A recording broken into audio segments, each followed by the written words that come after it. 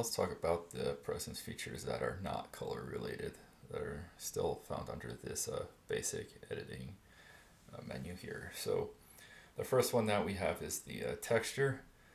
So if we add texture to the photo, this will not show anything maybe at the global scale, but if we zoom in and we add texture, we should be able to see contrast in the details.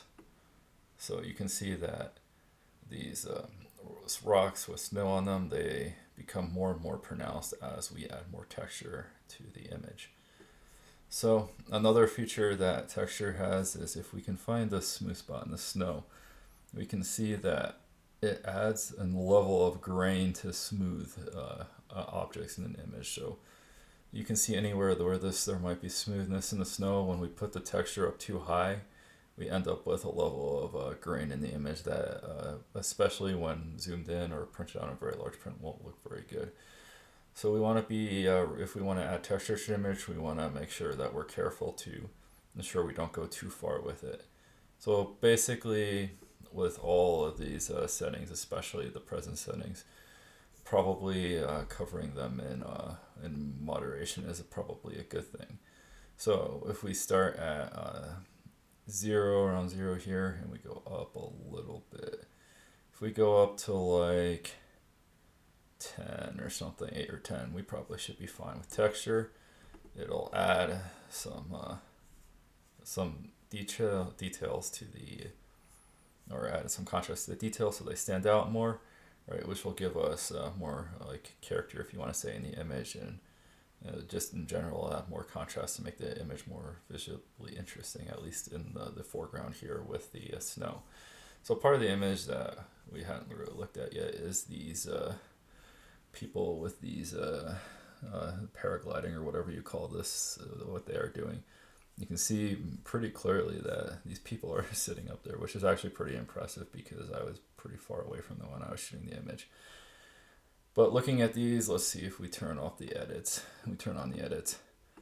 It looks like none of the changes we made have really negatively impacted the gliders here, right? They still look pretty good. This one's actually pretty neat. It has some nice colors on it.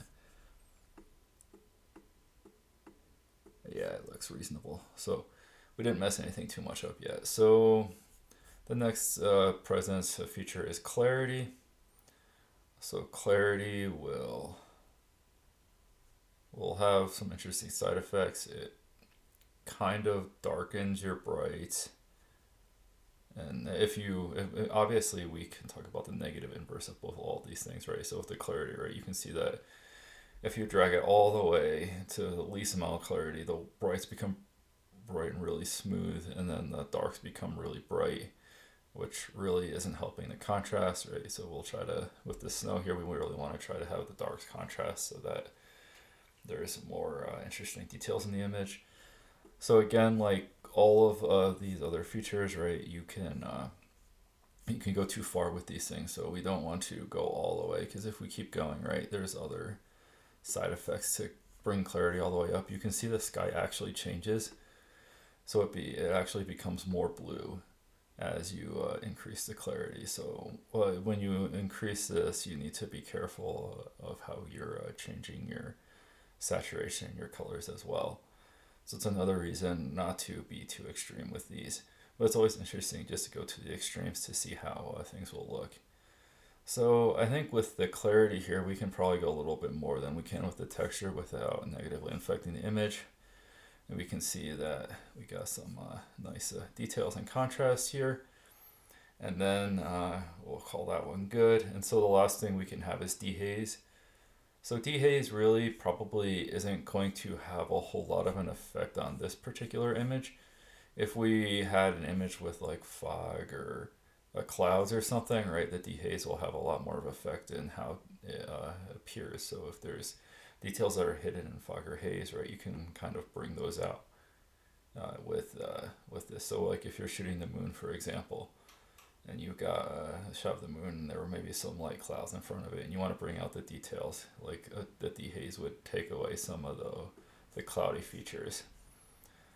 So I try to use some sort of a gradient to remove these kind of problems from your image so you can see more details. And we can just increase these a little bit because it just adds a little bit more contrast in the image. And any more contrast we're adding to this image, I think, is a good thing because there's not a whole lot of like interesting stuff going on here. And like I think this looks pretty good now. So yeah, just some features how you would be using the texture clarity and dehaze.